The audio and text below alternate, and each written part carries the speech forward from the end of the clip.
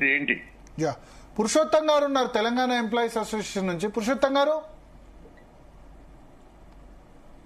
గారు ఉన్నారు, మ్యూట్ తీసేసి మాట్లాడండి. నమస్తే సార్.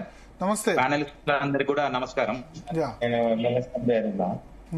నేను ఇప్పుడు ఈ సమస్య ఏంటంటే మనం ఇప్పుడు ఎమర్జెన్సీగా టేకప్ చేయాల్సి ఎందుకు వస్తుందంటే పెన్షనర్ బెనిఫిట్స్ దాని మీదకే వచ్చింది విషయం. అంటే రాజకీయ అప్రిషియేటివ్ పురుషోత్తం గారు, నా దృష్టికి మీరు నిన్ననే ఈ సమస్య తీసుకొచ్చారు, ఖమ్మంలో ఇట్లా అయిందని చెప్పి. ఏం జరిగింది ఖమ్మంలో అసలు exactly? I also thank you sir, immediately మీరు టేకప్ చేసినందుకు మీకు ధన్యవాదాలు. ఎందుకంటే అంటే మానవత్వమే నశించిపోతుందా, అసలు మనుషులు చనిపోతున్నారు, తప్పిపోతున్నారు.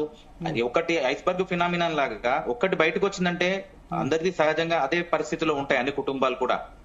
అతను బాగలేడని విన్నాను, జగన్నాథం మన సార్ చెప్పిన దాని ప్రకారం అయితే బ్యాడ్ ఉన్నాడు అనేది తెలిసింది. I can't confirm. అతని సెకండ్ టైం హార్ట్ ఇది వచ్చింది, స్ట్రోక్. దానికి ట్రీట్మెంట్ కూడా డబ్బులు లేవని చెప్పేసి. సో అంటే భరత్ సార్, దీన్ని అంటే మనం విశ్లేషిస్తే పార్టీలకు సంబంధం లేకుండా ప్రభుత్వాలకు ఏదైనా కూడా ఇక్కడ జరుగుతుంది ఏంటంటే ప్రభుత్వ ఉద్యోగులు అంటే ఒక వాళ్ళ ఇళ్ల స్థలాలకు సంబంధించిన డిమాండ్స్, లేకపోతే వాళ్ళకు మెరుగైనటువంటి వైద్య చికిత్సలు అన్ని రకాల అన్ని హాస్పిటల్లో జరగాలను, లేకపోతే వాళ్ళ పిల్లలకు సంబంధించిన ఎడ్యుకేషనల్ ఫీజులు గవర్నమెంట్ కట్టాలను, ఇలాంటి అంటే సొఫిస్టికేటెడ్ డిమాండ్స్ నుంచి మెల్లిమెల్లిగా గవర్నమెంట్ ఉద్యోగుల పరిస్థితి, వాళ్ళ డిమాండ్స్ అంశాలు ఎలా మారుతున్నాయో మనం చూద్దాం. 5 ఏళ్ళకి ఒకసారి పిఆర్సీ లాస్ట్ కు డిఏ వచ్చింది, డిఏ కూడా పోయింది చూడండి.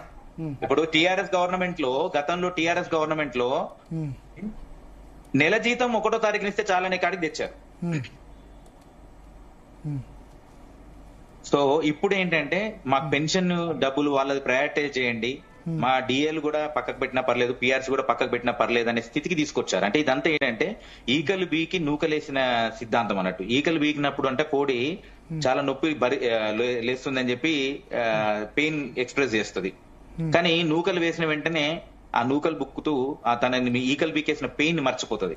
ఇప్పుడు కనుక మనం పెన్షన్ సంబంధించిన వాళ్ళకి చేసినా కూడా థ్యాంక్ఫుల్ గా ఉండి ఒక 3 నెలలో 6 నెలలో మనకు సంబంధించిన అడగకున్న పర్లేదు, వాళ్ళు రిటైర్ అయిన వాళ్ళు 30 సంవత్సరాలు 40 సంవత్సరాలు డ్యూటీ చేసి వాళ్ళకి సంబంధించిన ఆరోగ్యానికి సంబంధించిన ఖర్చులు కానీ, ఇన్ని రోజులు చేసిన అప్పులు కానీ, ఇప్పుడు తగిన జీతానికి సంబంధించిన కాంపెన్సేషన్ కానీ, లేకపోతే బిడ్డ పెళ్లిలో, లేకపోతే చదువులో, లేకపోతే ఇల్లు కట్టుకోవడం వాళ్ళ లైఫ్ టైం డ్రీమో ఫుల్ఫిల్ చేసుకుంటారనే కాడికి తీసుకొస్తుంది. అంటే ఇది స్ట్రాటజికల్ గా జరుగుతూ ఉంటుంది సార్ ఉద్యోగస్తుల మీద. అప్పుడు గత ప్రభుత్వంలో అదే జరిగింది, అదే జరిగింది. అయితే ఇక్కడ ఇది బహిరంగ రహస్యాలు కొన్ని ఉంటాయి సార్. ఇప్పుడు ఎలక్షన్ లో ఒక అభ్యర్థి ఎమ్మెల్యే పోటీ చేస్తే ఇన్ని కోట్లు ఖర్చు ఇన్ని వేలు ఖర్చు పెట్టాలని చెప్తారు కదా, అలానే లక్షలు ఖర్చు పెడతారు, కోట్లు పెడతారని అందరికి తెలిసినా కూడా మనం ఎక్కడ ఆధారాలు ఉన్నాయి అనేది ఉంటది, ఏదైతే ఉందో బహిరంగ రహస్యాలు అని కొన్ని ఎలాగ అంటాము. ఇప్పుడు ఇది 15% నడుస్తుంది నేను విన్నది. మన భుజంగరావు సార్ అయితే 20% నడుస్తుందనే చెప్తా ఉన్నారు. 15% అడుగుతున్నారు. 20% ఇస్తే ఫైల్స్ మూవ్ అవుతున్నాయి. ఇప్పుడు చూడండి 20% ఇచ్చి తీసుకుంటున్న వాళ్ళు కూడా ఉన్నారా? 20% ఇచ్చి తీసుకుంటున్న వాళ్ళు ఉన్నారా? ఇప్పుడు 50 లక్షలు అయితే 10 లక్షలు ఇవ్వాలి, అంత పర్సెంట్ ఇచ్చి తీసుకుంటారు. లైఫ్ అండ్ డెత్, ఇప్పుడు కోవిడ్ లో మీరు చూసారు, life and death situation create అయినప్పుడు ఏం చేశారు? ₹1,00,000 ఒకరోజు ఐసీయూ కట్టారు. అది వేరు, కానీ ఇది ఎప్పటికైనా రావాల్సిందే కదా బెనిఫిట్. ఇవ్వాలి కాకపోయినా సంవత్సరం తర్వాత అయినా రావాల్సిందే. దానికి 20% కమిషన్. ఇప్పుడు ఆయనకి పీకల మీద అప్పులు ఉన్నాయి, లేకపోతే పెళ్లి పెట్టుకున్నాడు, బిడ్డ పెళ్లి పెట్టుకున్నాడు, ఏం చేస్తారు చెప్పండి?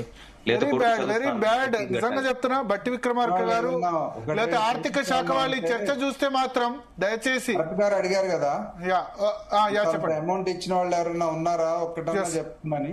ఎస్, ఉన్నారా? చెప్పండి రవి గారు. మీరు అంటే మీరు చావరావు గారు మీరు అడుగుతున్నారా? అదే మీరు 20% ఇచ్చి అట్లాంటి వాళ్ళు ఎవరన్నా ఇది అందరికీ నోటీస్ లో ఉంటే ఇస్తే బాగుంటది కదా. లేకపోతే ఎలా? ఇప్పుడు ఎలా? ఒక్కసారి సార్ భరత్ సార్ నాకు అవకాశం ఇవ్వండి. లేకపోతే ఎలా జస్టిఫై చేస్తారు? ఇప్పుడు 22 నెలల కింద రిటైర్ అయిన ఉద్యోగికి డబ్బులు రాలేదు, 2-3 నెలల కింద రిటైర్ అయిన ఉద్యోగులకు డబ్బులు వచ్చే పెన్షన్ అని చెప్తున్నారు కదా, మీరే ప్యానలిస్ట్లే చెప్తున్నారు కదా. దాన్ని ఎలా జస్టిఫై చేస్తారు చెప్పండి? ఏ దోస్తాన్లు ఇస్తున్నారా, లేకపోతే చుట్టారికంలు ఇస్తున్నారా? అందరికీ చుట్టమైంది డబ్బే కదా, కామన్ చుట్టం. నేను